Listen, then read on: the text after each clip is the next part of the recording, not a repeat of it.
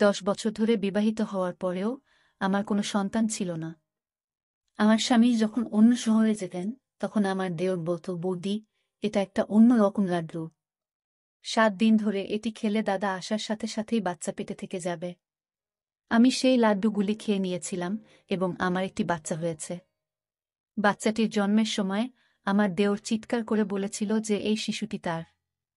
আর যখন DNA test করা হয়, তখন যেন আমার পায়ের তলা থেকে মাটি বেরিয়ে আসে। কারণ ওই শিশুটি আমার আসলে কি নাম? আমি খুব সুন্দর ছিলাম এবং আমি এমন একটি বাড়িতে বিয়ে করেছিলাম যেখানে শুধু আমার স্বামী এবং আমার দেওর থাকত। আমার শ্বশুর বাইরের একটি শহরে ছিলেন। এরা খুবই ধনী ছিল।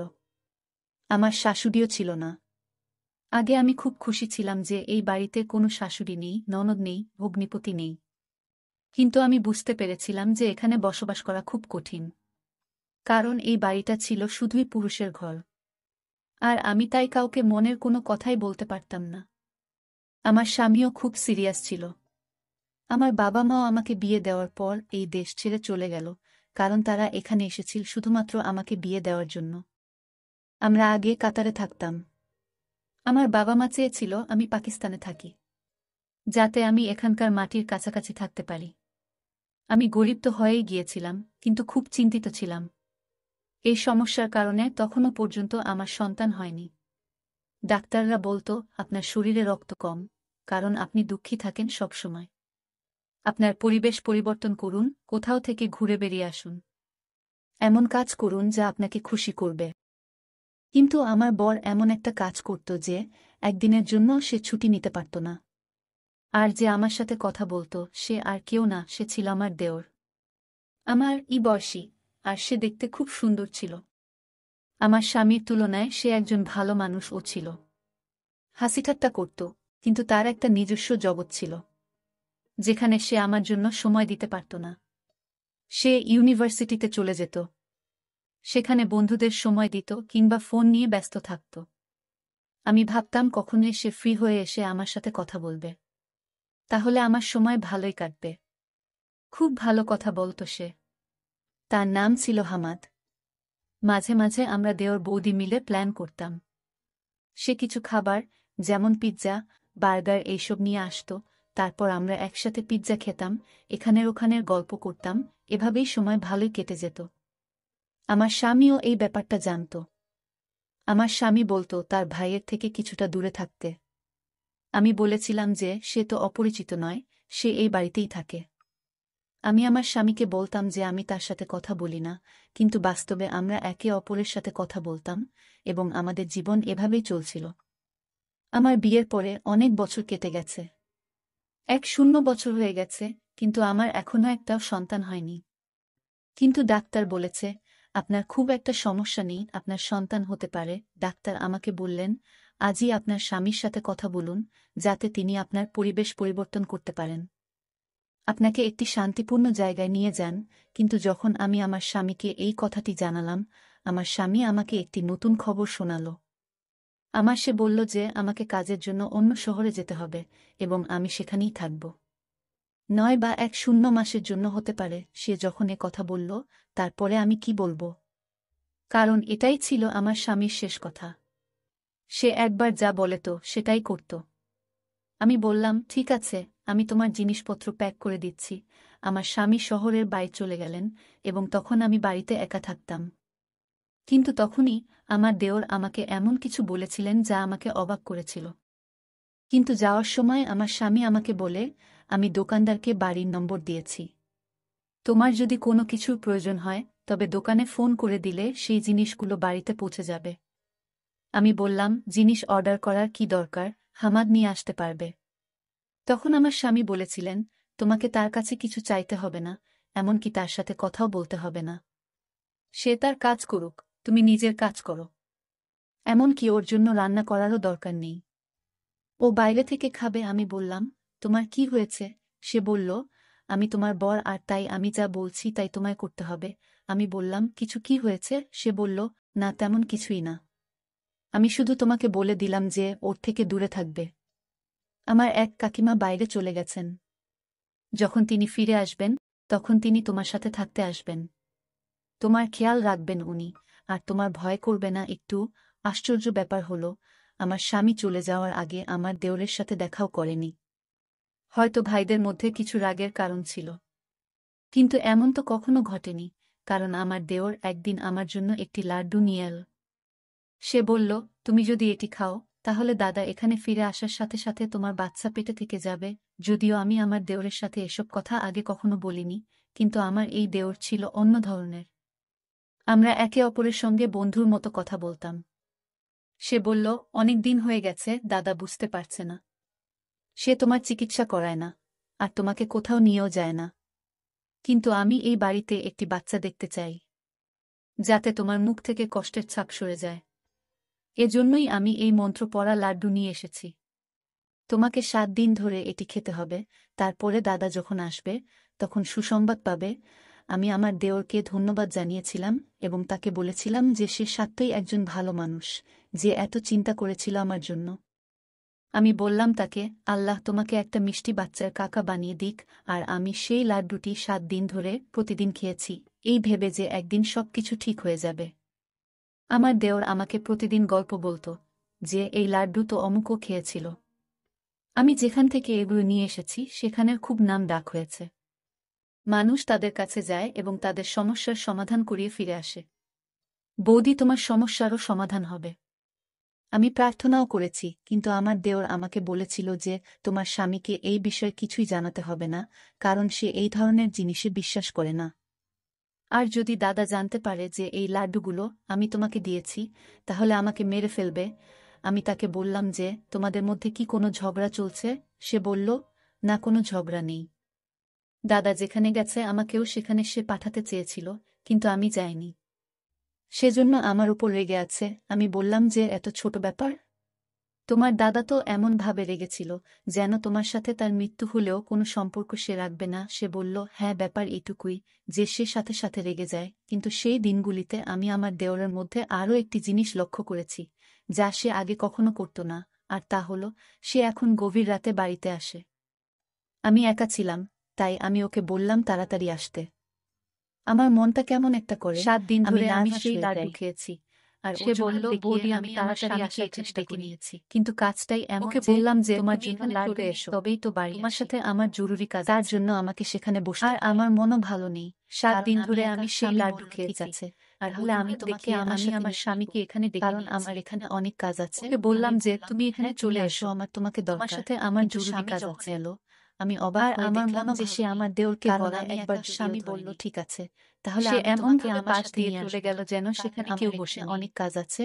আমি বেশ অবাক হয়েছি, আসো আমার তোমাকে, কারণ আমার স্বামী আসার স্বামী যখন এলো বলছিল আমি অবাক হয়ে দেখলাম অবশ্যই আমার দেওরকে গলায় একবার এবং সবকিছু ঠিক হয়ে যাবে, কিন্তু সে এমনভাবে পাশ দিয়ে চলে গেল যেন সেখানে আমার স্বামী আমাকে তার সাথে অন্য শহরে। আমি বেশ অবাক হয়েছিলাম আমি সেখানে, কারণ আমার স্বামী আসার আগে আমার দেওর আমি থাকতে দাদা 1 মাস অবশ্যই আমাকে জানতে পারলাম যে আমি সবকিছু ঠিক হয়ে যাবে, কিন্তু এটা যেন মৃত্যুমুখে কোনো মানুষ জীবন ফিরে। আমার স্বামী আমাকে তার সাথে বিয়ের 1 বছর পর এমন খবর পাওয়া ছোট কথা নয়।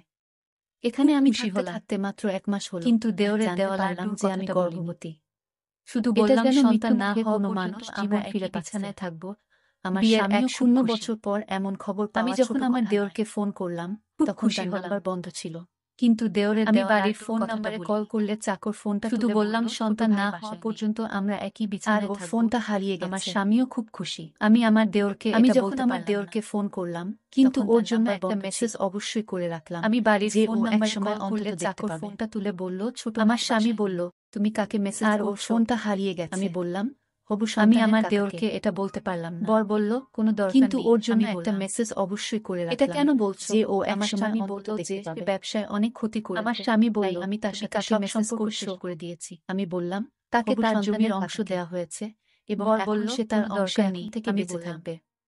এটা কেন আমাদের কোনো সম্পর্ক? আমার স্বামী বলল যে সে ব্যবসায় অনেক ক্ষতি, সে মারা যাওয়ার আগে আমি তার সাথে সব সম্পর্ক শেষ করে দিয়েছিলেন, আর তুমি তাকে তার জমির অংশ দেওয়া হয়েছে, এবং এখন আমার স্বামী বলল সে একজন প্রতারক, চোর, এবং তার সাথে আমাদের কোনো সম্পর্ক রাখতে চাই। আমি বলেছিলাম যে সে, আমি অবশ্যই আমার স্বামীকে বলেছি যে তার অন্যায় করেছে, আর তুমি তাকে। কিন্তু আমার স্বামী বলেছেন যে আমার ক্ষেত্রে তোমার আমার স্বামী বলার দরকার একজন প্রতারক, তুমি হলে বউ, আমি আমার কাজ হলো ঘর সম্পর্ক রাখতে চাই না। আর হ্যাঁ,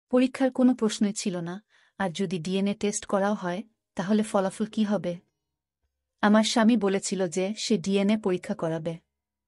আমরা সবাই তখন হাসপাতালে পৌঁছলাম এবং সঙ্গে সঙ্গে পরীক্ষা করিয়ে নিলাম, কিন্তু রিপোর্ট পেতে 2 দিন সময় লেগেছে। শুধুমাত্র আমিই জানতাম যে কিভাবে আমি 2 দিন কাটিয়েছি। আমার স্বামী আমাকে অদ্ভুতভাবে দেখতেন। আমাকে বারবার আমার বর একই কথা জিজ্ঞেস করত, আমি যখন বাসায় ছিলাম না তখন কি হয়েছে?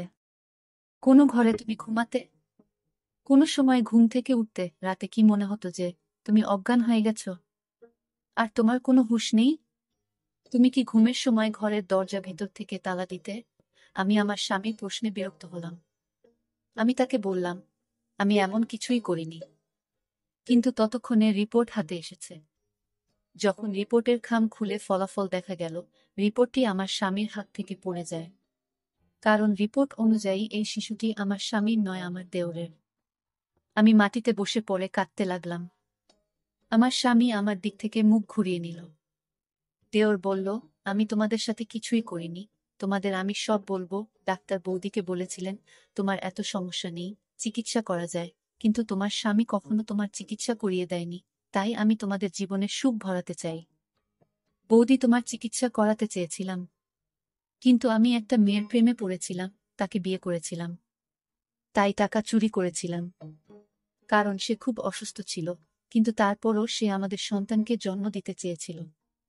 আমার সাথে দাদার ঝগড়া হলো, আর এই কারণে দাদা আমার থেকে সবকিছু কেড়ে নিল।